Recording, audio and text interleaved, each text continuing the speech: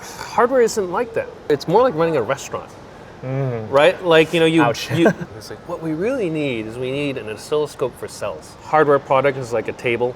You need to have at least 3 legs. For it to stand, 2 legs is going to fall over. The thing is you can acquire those skills. Like anything is a click away. What do you pick? Curation is a problem. Being distinguished from the crowd is a problem. In any situation, you're going to have to use a CM to build your stuff. You're going to have to trust some people. There's a few tricks you can use to sort of analyze, does the factory have an incentive to be my ally or to be my competitor? Bunnie Huang is a legendary hardware hacker, open hardware activist, and leading figure in reverse engineering and cybersecurity.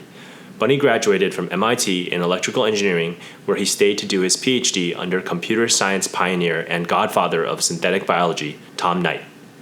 During this time, Bunnie hacked the first Xbox and published his findings as one of the first public works on reverse engineering a high-end consumer product. The book remains a fantastic introduction to computing, cryptography, electronics, and hardware hacker culture, despite being published 2 decades ago. Since then, Bunnie has crowdfunded the Novena open source laptop, collaborated with Edward Snowden on an iPhone data privacy project, and educated countless hardware engineers on electronics and manufacturing in China with his 2017 book, The Hardware Hacker. I've been following Bunnie for a decade, even as a mechanical engineer, because it's clear from his work, writing, and activism that he doesn't do things to get rich. He does them to educate and empower people to understand the hardware they're using and build awesome things of their own. What makes Bunnie special is how his expertise spans the entire hardware stack from EE, firmware, cryptography, mechanical engineering, biotech, and more. This reflects something I've noticed about the greatest hardware leaders. They have deep technical expertise in at least one discipline, but also high-level comprehension across all the others. Modern hardware is so multidisciplinary that you unlock way more opportunities by picking up adjacent complementary skills. One resource I love for learning across these disciplines is my friend Benji's free newsletter, Hardware FYI, which covers mechanical engineering, electrical engineering, and manufacturing through factory tours, product teardowns, startup funding news, and job postings. Check it out to stay up to date on the latest hardware, news, resources, and insights. Now, without further ado, Bunnie Huang. Which side would you like, Bunnie?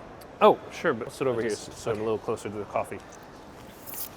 All right, thanks so much for taking the time, Bunnie. Yeah, sure. All right, today I'm here with a celebrity gray hat hacker, China electronics manufacturing guru, and personal data privacy activist, Bunnie Huang. So you've mentored hardware teams at HAX Hardware Accelerator on the EE and business topics for about a decade. What are some examples that you've been most excited about, and what common issues do you see in early stage hardware companies today? At HAX, for me personally, just being able to feel the energy and excitement of every individual team that would come through was probably the most exciting part. Just seeing, it didn't matter what they were, everyone had their thing. They had to find some niche, they're there, they made it out there because they're passionate and they're engaged, they really want to solve the problem. And that also makes me want to help them. There's all kinds of stories of cool, interesting technical bits. I just be into it just because it resonated with a thing that I might have a technical interest in. But there's plenty of stuff too I've never even heard about before, and they would just tell me, I'm like, really?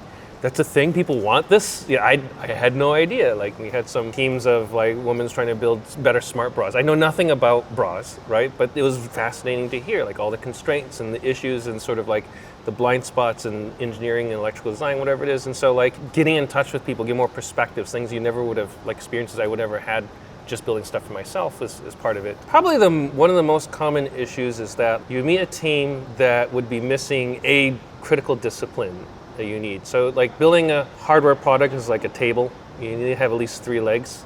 For it to stand, 2 legs is going to fall over. So you got to have someone who does the electrical stuff, someone who does the mechanical stuff, someone who does the firmware, someone who does the business and the marketing, right? You got to have all of those pieces somewhere inside the company.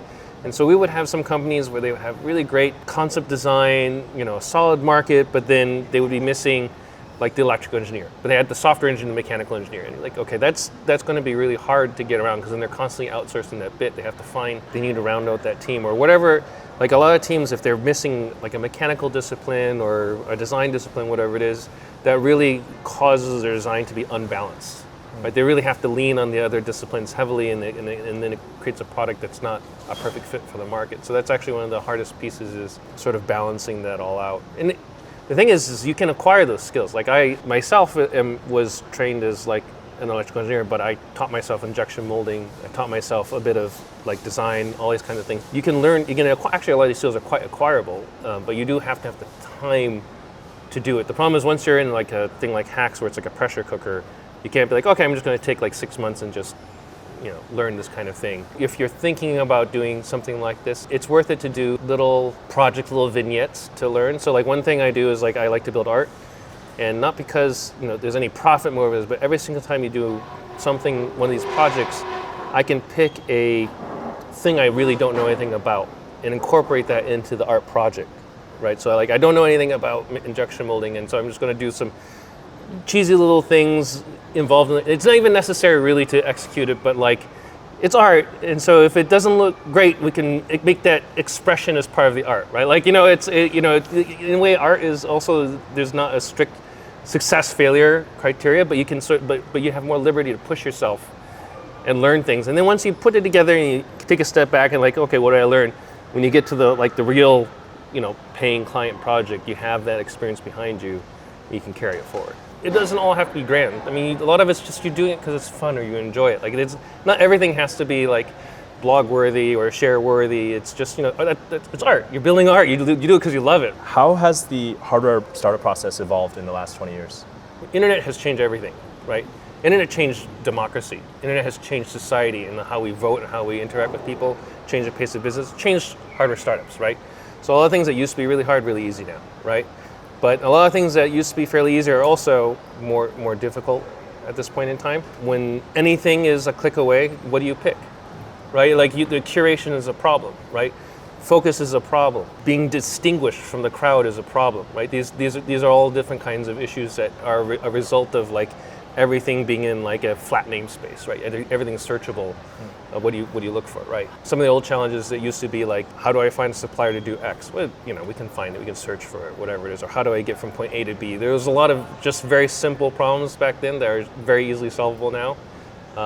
And they've been replaced with other problems now. Per the Hacktivist short film, I understand you moved from the US to Singapore in 2012 to be close to Shenzhen's manufacturing hub without having to live in China. Yeah. How did you weigh the opportunity costs of not living in the SF Bay Area or Boston or Seattle? For me at that time, I was already like spending 2 weeks a month going to Asia to do hardware manufacturing. It was more a question of like, how could I not be there? I was just suffering constantly from jet lag. The amount of money I was spending on plane tickets was ridiculous at that point in time. I wasn't utilizing the place I had in the United States nearly as much as I should. So at some point I was like, okay, it doesn't make sense. The thing about hardware is, unlike software, locality really matters, right? Being close to the tools, the parts, these kinds of things. Software, you can go ahead and say, oh, I forgot a package, npm install, get whatever, git pull, all this sort of stuff. And you've got like terabytes of data just arriving into your, not terabytes, gigabytes probably more realistically, data arriving into your computer, and off you are, you're ready to go after a cup of coffee or something like this. Hardware, if you're missing a reel of components, in the United States, you got to order it from this place, you got to FedEx, and it goes through, arrives like a day later, 2 days later. And China, like you can just be like, we're missing something. Take a car, half an hour, Huaqian Bay, pick a reel, half an hour, back to your factory, put it on the line, you're going, right? And like any component, like you could do that with it. It's all local, it's all right there. Being in hardware, you realize there is no substitute for being physically close. Out here in the US, I think we're so far from the suppliers. We want everything to be like on a web form. Can you do plating? Can you do anodization? What's your minimum drill bit size? You get like a set of design rules or whatever it is, and you just run with it, right? But when you can get to the factory and you can sit down with the guy who's running the CNC, you can be like, oh, you got that machine? Oh, I didn't realize you had an EDM, or oh, I didn't realize you had this plating process, or what? Can we like just do this and like put this jig on whatever it is, and all of a sudden you've like innovated on a process that didn't exist before. There's no way you could have like on a web form captured that kind of thing and say, they didn't know that you'd even ask for a sort of thing. But if you're actually sitting down with the guy who's running the machines and the tools, you can be like, yeah, we'll just jig it up this way and then cut it, and then all of a sudden you have effectively a new process. And you can only really do that by being close to the facility, like actually being there with the guy who's running the tool and seeing what's going on. So technology development and manufacturing are much more open and dynamic in Asia, right? What are the biggest opportunities for collaboration or arbitrage that you see in this gap between East and West? In Shenzhen, if you wanted to get anything done that had like tablet core bits, right? Something Android-y with the screen or something like this, there's like just vendors who have supply chains and highly customizable who are like, talk to them like, I want something like about this big, touchscreen, and I need a couple of custom connectors or whatever on the side, and they just quote you out, and they'll get you to market very quickly. So a lot of like people have this observation, like, how is it that like China can clone things so quickly or whatever? Like, who's putting all the money into these facilities to make no one's putting money into these facilities. They just exist. They're the people who make it, and they just offer customization services. And so like the methodology I say is like, go one to the left. Like look for the thing that you're trying to build, look one to the left of it and see if there's a factory already in that space. Find that guy who's next to it and then just do the delta between those two, as opposed to like, I'm going to boil the ocean and build everything from the ground up to build some facility. And there's such a density of different types of factories doing different types of stuff. Oftentimes you find someone who's just one to the left of what you're trying to do, and you can implement it. I think a lot of people have concerns about, they would then say, oh, what about IP and theft? In any situation, you're going to have to use a CM to build your stuff. Very few people can afford to build everything from the ground up to absolutely guarantee no IP theft. You're going to have to trust some people at the end of the day. And so there's a few tricks you can use to sort of analyze, does the factory have an incentive to be my ally or to be my competitor? Right, so if a factory sells their own branded product, they have their own bottom line, and it's very similar to yours, that's a little too close. That's not one to the left, that's literally your niche, right? But if you have a factory that doesn't make exactly what you're doing, you have a differentiated piece beyond it, and you're just expanding their business, and they don't, for them it's just an upside, they don't have a particular interest because they already have either a product line they're doing, or all they do is like third-party work. That generally those incentives work out pretty well, because if they start cheating you, they lose you as a customer. And they don't have the distribution, the support, the marketing to do it, and that's just going to hurt their bottom line to steal your stuff, right? Yeah. So a lot of times it's then just more knowing about the kind of understanding the business dynamic and logic of picking a partner. And it's more of a human kind of like press the flesh, kind of figure out how it's going, like read the room. It's not an engineering problem, it's a business problem to figure that out. With all of the geopolitics and talk of re-onshoring, how much value is there in developing the manufacturing infrastructure stateside, and what would that look like? There is a business value, and then there's a societal value. From a social independence value, owning your means of production is very important, I would argue. It's just a good idea to be able to be self-sustaining, right? It's like, if you ever go on a ship or something like this, they have a machine shop in every ship so they can make it, because they're in the ocean. If you have a broken part, you can't FedEx it to the ship. You have to be able to fix everything. So if you're running a country and you want to be independent, you want to, even though it's expensive and it's not the right place to put a machine shop inside of a ship, you still make place for the mill and the screws and whatever it is, because you're going to have to fix stuff. There's that aspect to it, right? But then there's also the other question of like, does it make business sense necessarily to do this? And this is more of like, okay, well, there are only some places in the world you can mine diamonds. There are only some places where you can get certain elements from. There are only some places that are like particularly amenable to smelting aluminum because they have hydropower or whatever it is. And so, yes, you could put an artificial rainforest in the desert with technology, but it doesn't make sense because it's a desert. Not necessarily everything is easy to move into every ecosystem, right? So there are some things which just naturally have like a better scale or a better feel to it, and that's why we have trade. That's exactly why we have trade. Like when we got spices from the equatorial islands, because they grew there. They didn't grow in Europe, right? And so you traded for these things. You could say we should build, hydroponics and internal greenhouses and whatever, and spend lots of money to grow those spices in the northern latitudes, or you could trade for it, right? So there's a business question, like does it make sense to necessarily pull everything over? The outsourcing has gotten pretty crazy in terms of the U.S. There's very little sort of capability left in there. It would be good to have more of it back in the United States, but the problem is there's a whole bunch of social policy issues, tax policy issues, social priorities that really don't align with it particularly well. I think we want to wave a magic wand and have it back here, but no one's really willing to pay for it or work in the factories or do that sort of thing. So there's a lot of things that have to be changed in order to really make that effective. Totally agree. So it's striking to me how much engineering and operations work must go into making CrowdSupply projects possible, many of which are kicked off with just a few $1,000s. Can you share more about the economics and operations of supporting these EE to EE projects and CrowdSupply's vision for the future? Yeah. So I think part of the reason why CrowdSupply is interesting, useful, and why I keep going back to them is they greatly reduce the amount of operations I have to deal with. CrowdSupply does all the sort of the back-end, first-tier customer interactions. My first sort of brush with it was when I did the hacking the Xbox stuff, my publisher dropped me for publishing my book because they didn't want to touch it. They thought it was too hot. And I was like, whatever, fine, I'll just self-publish and sell it. So I went and printed books and had a truck pull up with a pallet of books to the garage, and then I had to pack and ship books and take credit cards and all that sort of stuff. And man, I learned the hard way, that is tough, right? Just the credit card processing alone was fortunately I was just doing books, which are relatively cheap on a per unit basis, and so I wasn't really deep in the hole. The credit card company put a 180-day hold on my funds, right? Because I was kind of nobody, and all of a sudden I was processing a bunch of credit cards from everywhere. It was super high fraud flag, right? And so they wouldn't release my money for 180 days, which sucked, right? So CrowdSupply solves a lot of that stuff. And that just lets you focus on the things that matter, getting your prototype out. The thing that you're trying to do is you're trying to get fast market validation of your idea. Is the thing you're building, is anyone interested in it? Do people want it? And the whole idea is not to spend a lot of money to answer that question, because if you're doing it wrong, you want the answer fast, and you want to iterate and make it better.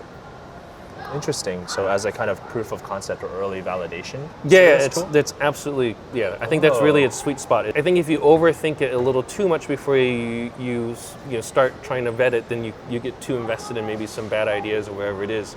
You want the market validation. That's what you're looking for in that sort of thing. Once you've found your idea and it's working, then you can graduate to other forms of sales and funding or whatever it is. But that's the whole idea of a crowdfunding platform is to see, really actually truly just get the vote on the product and see, do people want it or not. I think that leads well into the next question, that fundraising for hardware startups has been challenging because they don't neatly bin into the more common SaaS businesses. Yeah. What other financing strategies do you see bringing about successful hardware companies? Yeah, this is an interesting sort of philosophical thing I've been tangling with. The weird thing about VCs is they just they put 100 bets on the table.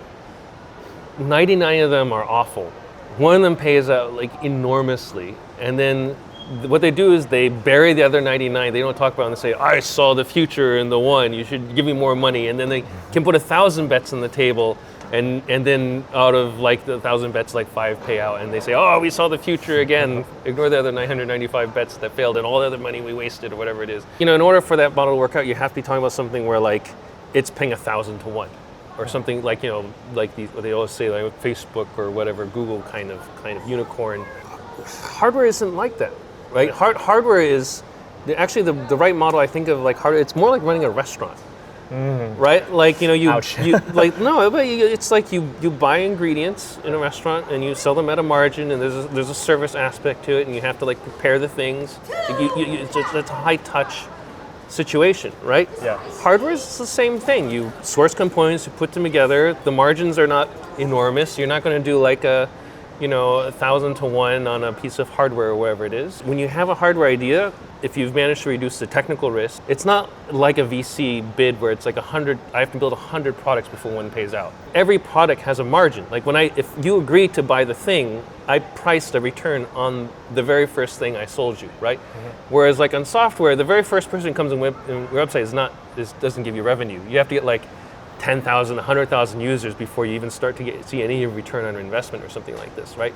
So hardware is a much more predictable revenue stream, and so it's a much lower risk business, but the reward is not as great. And so the VCs who have this model of fund a bazillion things don't want to hear, I'll give you 20% next year in your capital, and so they don't want to fund it. But there are plenty of places that are fine with funding that kind of. So there's crowdfunding platforms, banks and loans. They have trade financing. That's a whole thing. There's a whole industry that does that. Various grants and incubators you can apply for to get these things off the ground.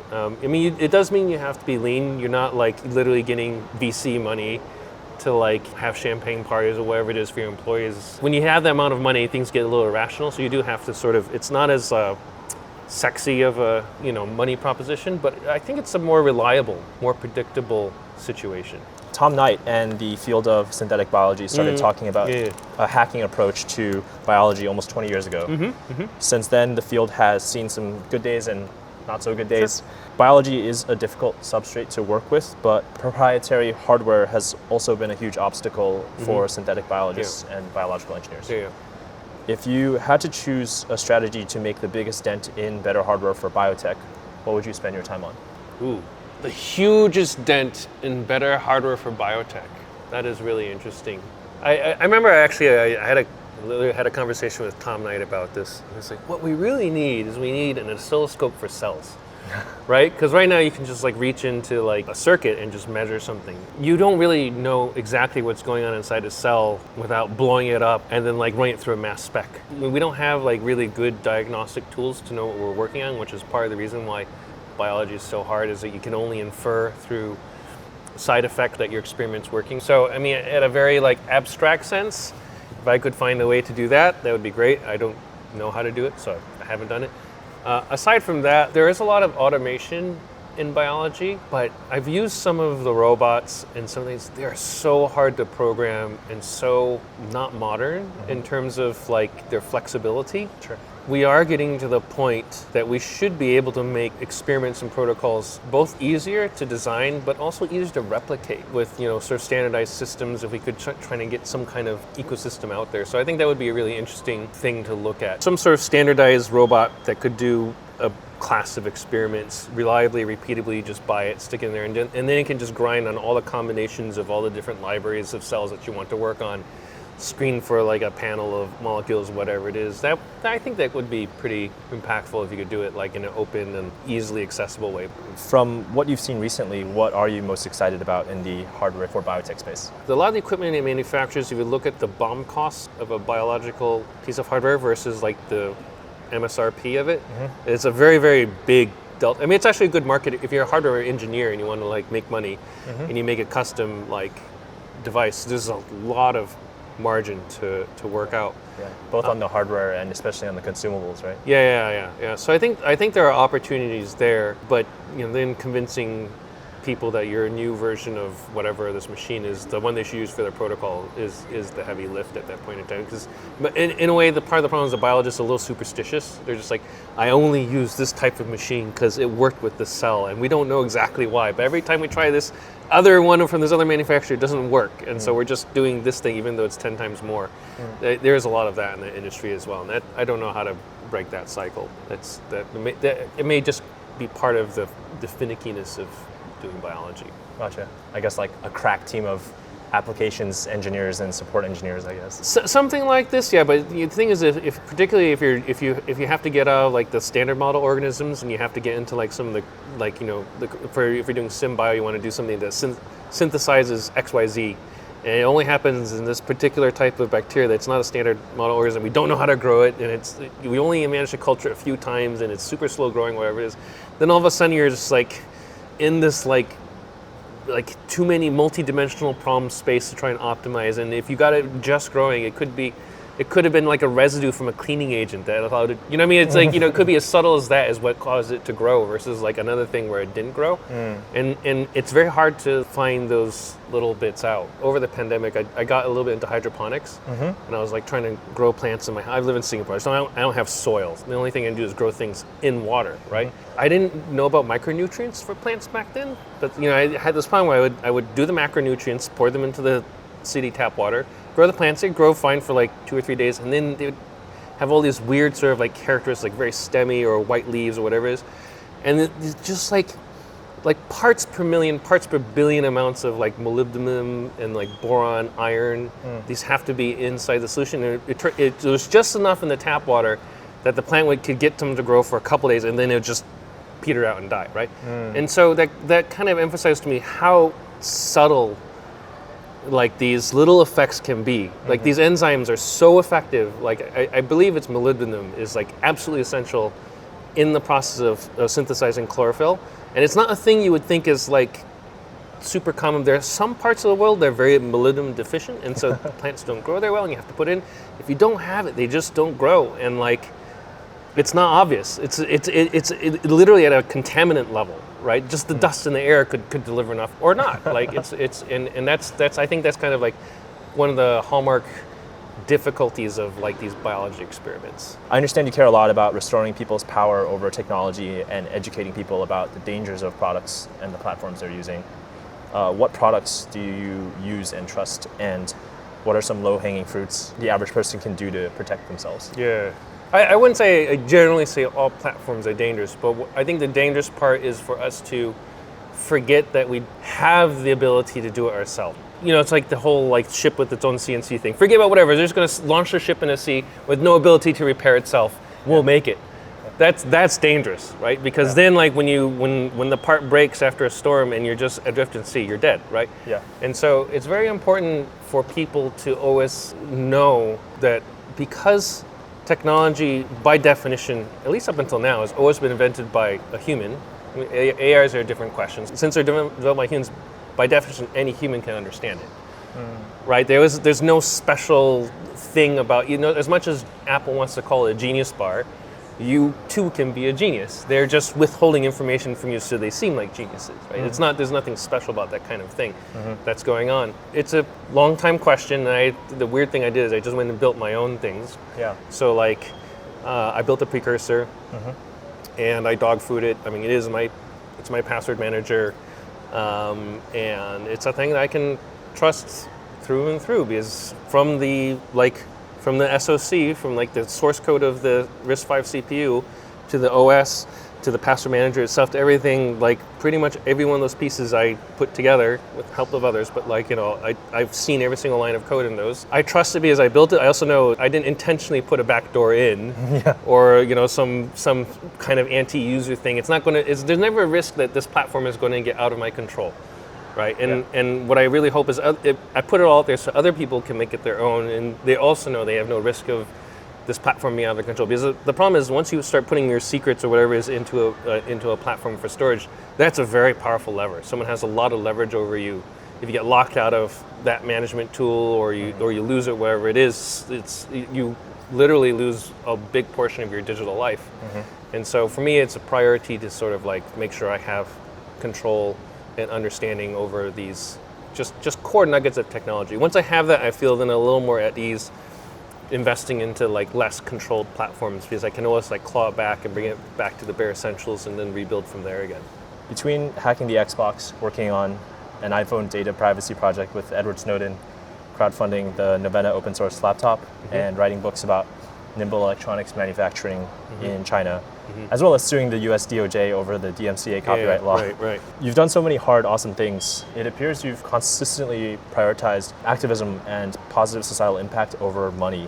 For those of us who admire your work and would love to follow your lead, how did you support yourself to be able to pursue these kind of endeavors? Yeah. I mean, it's a fair question. I mean, it's a two-sided thing. I mean, one is you reduce your intake, right? And then the second is you find some sources of revenue. I don't live in Silicon Valley. If I lived there, I would have a lot less options because it's very expensive. People talk about outsourcing or whatever it is. I outsourced myself because I couldn't afford myself. I like literally when I was like around the time I was deciding should I keep on living in the US or live overseas, I was looking at how much it would cost for me to, like how much VC you'd have to raise, whatever it is, and then you have investors you have to deal with and whatever it is. And I was just like, oh my God, I can't even afford myself to live in the United States. And so it turns out when you live in a country with public health care and a social safety net and all that sort of stuff, it's very liberating, right? You can take a lot more risk. And then when you do actually say you're going to do activism and you do it, then you really are doing the open source genuinely. There are grants and foundations and people who sponsor that, right?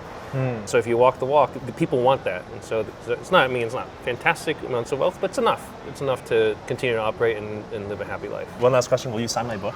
Sure, yeah, sure. Do you have any intentions to write a new version of Hardware Hacker? As like time goes on, if there's enough interesting things that come together, I certainly am not against publishing it. What are you working on nowadays? I'm getting much more into silicon these days. So trying to like inspect chips, make chips. It's all actually part of the same arc that the precursor kind of started me on, and like the whole question of how do I build hardware I can trust. So like I said, the precursor gave me an FPGA-based device that I can manage secrets with, but that's expensive, and so now the next step of the evolution is to build something that's like ASIC based, so it's like cheaper, but I still want to make it inspectable, so there's a whole question of how do we build inspectable ASICs and whatever it is. So it's kind of a little bit like boiling the ocean. Cool. Thanks so much for your time. Yep.